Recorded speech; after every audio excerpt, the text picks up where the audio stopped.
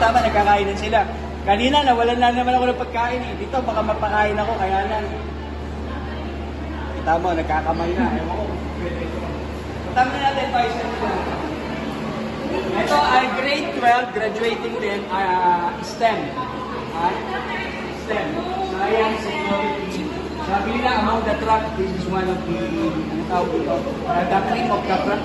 Yes. Mga mahuhusay. Si Ma'am Sheila, ang advisor nila. Actually, bagong teacher din siya dito. May hindi ka mag-vlog, ma'am. Kaya, alam mo naman. Vlog ko. Tignan mo kung sino pinakamatakaw. Ayan o. Ayan, yan. Nakita mo yun, nasa dulo o. Sumubo, di ba? Kita-kita ka agad. Ay, hindi.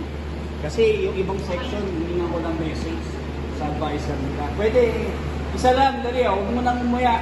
Sino president nyo? Wala? Oh, Vice President. Sino? Ha?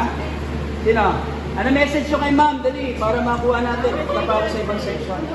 Kasi closing ko, di ba? Bigyan mo na natin ang message. Message dapat, iiyak si ma'am, ha? Hindi niya makakalimutan. Hindi lang, sir.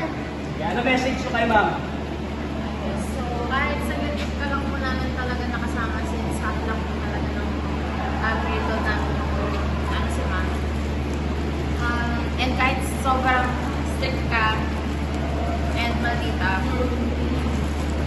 ikot pa rin po kami sa guidance na binigay nyo kasi most of the time yung mga events po na ginabayan nyo kami tapos kung saan napilan po kayo kasi naging okay po yung mga talaga dahil yun po ng research exhibit namin.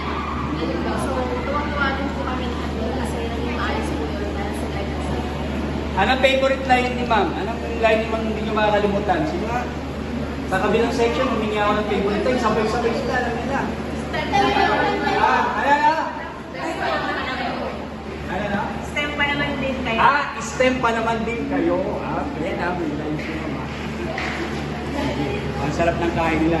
Thank you ma'am. Yan lang po. Bye-bye. Ma'am.